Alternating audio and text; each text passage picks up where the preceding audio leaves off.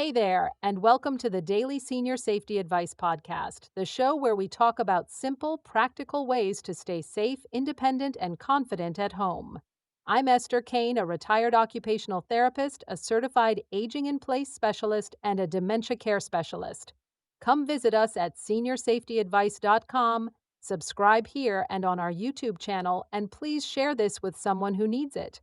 Today, we're talking about your nighttime routine because most falls at home don't happen out on the ice. They happen between the bed and the bathroom.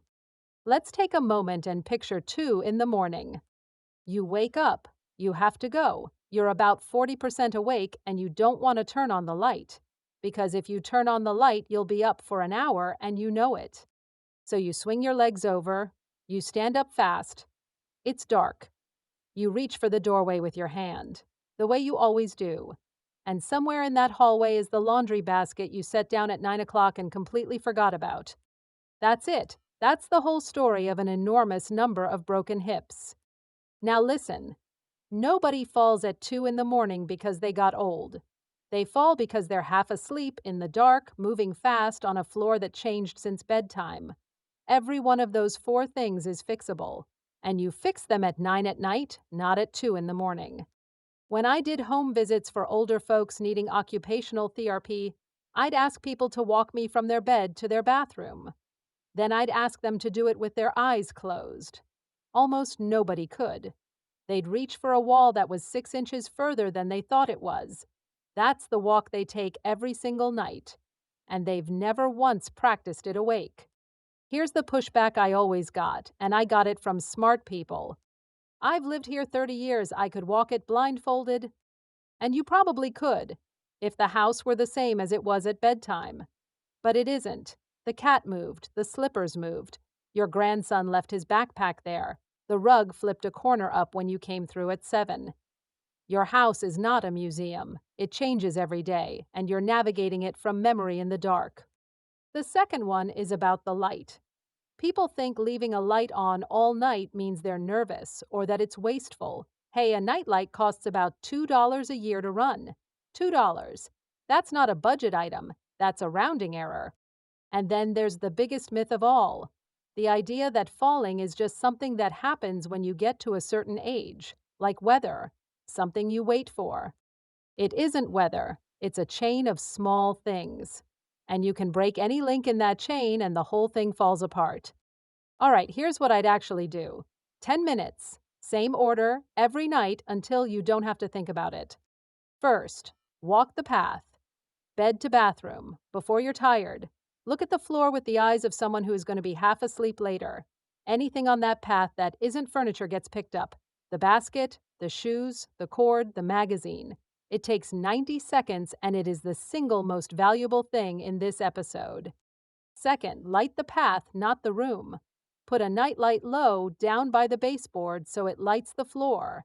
And get the warm-colored ones, the amber ones, not the bright white. White light at 2 in the morning tells your brain it's time to get up and start the day, and then you're awake until 4. Amber light lets you see the floor and go right back to sleep. Third, set your landing zone. Everything you might reach for goes on the nightstand on the same side every night. Glasses, phone, water, flashlight. Because the fall isn't always the walk. Sometimes it's the lean, reaching for something that isn't quite there in the dark, sitting on the edge of a soft bed with nothing to hold. Fourth, shoes, not socks. Slippers with a real back and a real sole, parked in the same spot pointing the same direction. Socks on a wood floor at 2 in the morning are a carnival ride. Loose backless slippers aren't much better. If your feet come out of them when you shuffle, they're not helping you. Fifth, the drink and the pill. Big glasses of water right before bed guarantee the 2 a.m. trip, so front load your water earlier in the day instead. Don't stop drinking. Being dehydrated makes you dizzy, which is worse. Just move it earlier. And if you take something at night that makes you groggy, that is worth a conversation with your doctor or pharmacist about timing. Not stopping it, timing it. And sixth, count to 10. When you sit up, sit there. Feet on the floor, count to 10 before you stand. Blood pressure needs a second to catch up when you stand up, and that dizzy gray moment is exactly when people go down. 10 seconds. That's the cheapest safety device ever invented. Here are some tips that I would often give my patients. 1. Clear the path from your bed to your bathroom right now before you're tired. 2. Sit on the edge of the bed and count to 10 before you stand every single time until your body does it without asking. 3. Put your phone and your glasses on the same side of the bed every night. Not a different side, the same one. Habit is what works when you're half asleep because habit doesn't need you to be awake. Let's take a moment on this one because the whole thing shifts. When memory is changing, you can't rely on somebody remembering the routine. So the routine has to live in the house instead of in the head. That means motion sensor lights, not switches. The light should just come on when feet hit the floor. Nobody has to find anything. Nobody has to decide anything. A lit strip along the floor from the bed to the bathroom does more good than any lecture ever will. It means the bathroom door stays open and the bathroom light stays on low.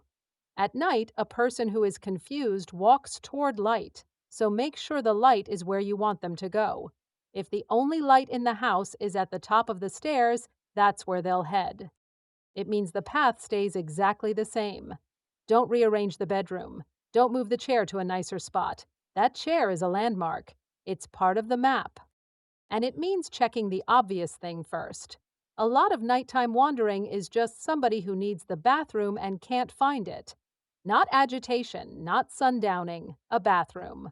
Put a sign on the door with a picture on it, leave the light on, and watch how much of the mystery disappears. Now, if you're a family caregiver and you're thinking about how to bring this up, don't bring it up. Just do the night lights. Hang a strip of them and say the hallway was too dark for you last time you stayed over. Nobody argues with better lighting. Nobody's pride gets bruised by a $2 bulb. You'll get further with a screwdriver and no speech than you will with a speech and no screwdriver. So don't go do all 6 of these tonight. You won't. I know you won't because I wouldn't. Pick one. Do it for a week. If you only ever do one, make it clearing the path. That one is free. It takes 90 seconds and it removes the actual thing people trip on. Not the theoretical thing, the laundry basket. And if you want the second one, make it the count to 10. Also free. Also 90 seconds a year total. Here's why one at a time works. A routine you keep is worth 10 routines you tried. The whole point is that it becomes something your body does without permission from your brain. And that only happens with repetition, not with enthusiasm. So here's what I'd love for you to do tonight. Before you get into bed, stand at the foot of it and look at the floor between you and the bathroom. Just look and ask yourself one question. What's on there that shouldn't be? Move it. That's it. That's the whole assignment. Because this was never about being careful. Being careful is exhausting and it doesn't work at 2 in the morning anyway. This is about setting your house up at 9 o'clock so that at 2 o'clock, half asleep, you don't have to be careful at all. You should get to walk across your own bedroom at night without it being an event. That's not asking much. Go clear the path.